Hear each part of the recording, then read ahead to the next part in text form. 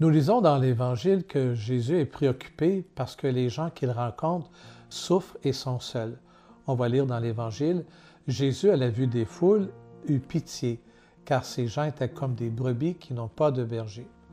Et c'est là qu'on va saisir encore plus cette invitation que Jésus nous fera.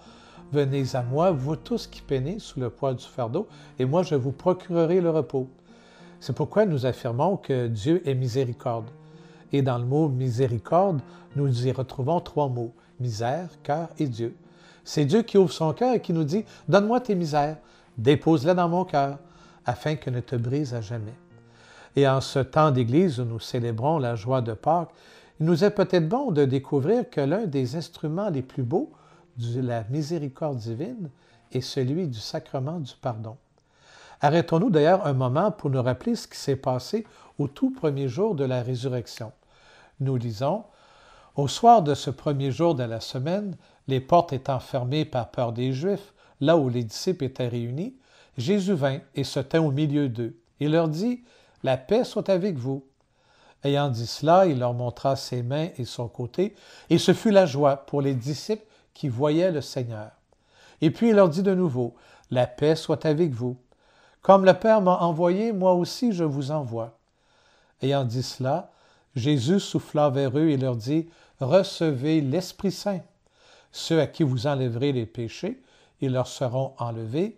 Quand vous les maintiendrez, ils seront maintenus. » Il y a deux choses remarquables dans cette première apparition du Christ ressuscité.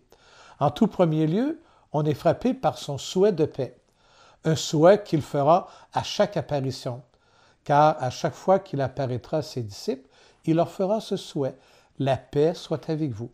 Et cela n'est pas un addon. La deuxième chose qu'il va instituer, c'est le sacrement du pardon. Souvenons-nous d'ailleurs que le dernier geste qu'il fera, le dernier soir où il sera avec ses disciples, sera d'instituer l'Eucharistie. C'est que Jésus désire plus que tout que nous vivions de sa vie. Il dira « Qui mange de ce pain a ma vie en lui, et il a la vie éternelle. » Mais il sait fort bien, comme nous le rappellera d'ailleurs saint Paul, que nous ne ferons pas le bien que nous voulons, puis nous allons faire le mal que nous ne voudrons pas faire. Et ce sont toutes ces actions que nous faisons, souvent malgré nous, ou que nous subissons de la part des autres, qui viennent blesser, briser notre cœur, ou qui feront que nous blesserons et briserons le cœur de l'autre.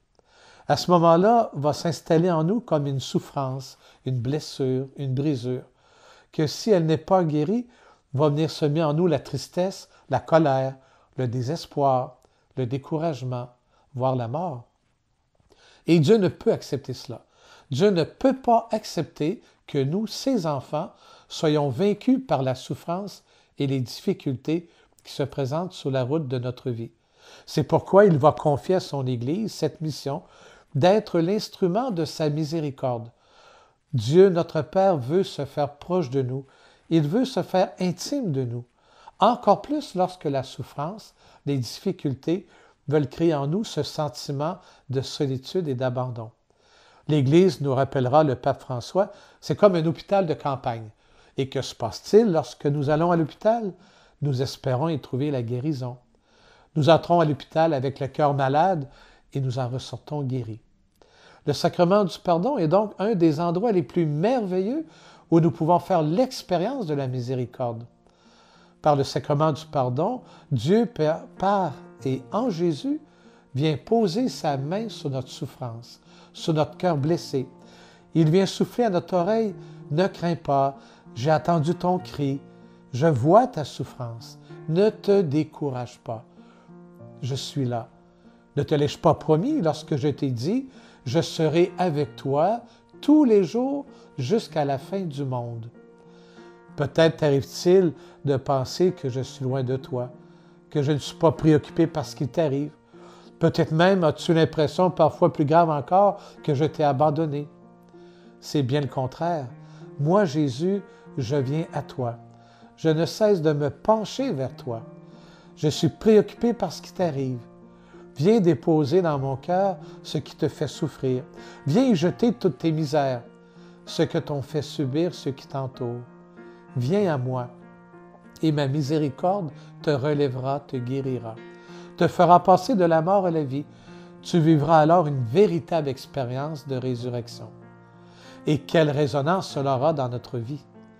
En effet, si je suis conscient de mes misères et de mes souffrances, et si j'expérimente les merveilles que la miséricorde peut opérer en moi, comment alors ne serais-je pas attentif, semblable à la souffrance de l'autre? Comment ne serais-je pas miséricordieux envers ceux et celles qui peuvent me blesser, me faire souffrir? Parce que si moi je réalise tout ce que la souffrance peut avoir d'impact dans ma vie, je vais comprendre alors plus facilement que si l'autre m'a blessé, c'est qu'il a été lui-même blessé, qu'il est lui-même porteur d'une grande souffrance.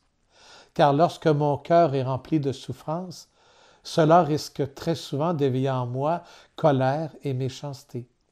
Parfois même, je ne me reconnaîtrai plus, je ne me comprendrai plus. Mais en me plongeant dans la miséricorde du Seigneur, je saisirai mieux alors l'importance de me laisser guérir, transformé par cet amour miséricordieux de Jésus. Comment ne puis-je pas alors me tourner vers Jésus et lui demander de se faire miséricorde envers tous ceux et celles qui m'ont blessé? Parce qu'un cœur blessé blesse. Un cœur qui souffre fait souffrir.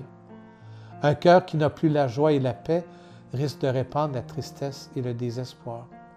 Mais un cœur qui a été plongé dans la miséricorde du Seigneur est un cœur complètement transformé et qui ne peut que semer la paix, la joie et l'espoir.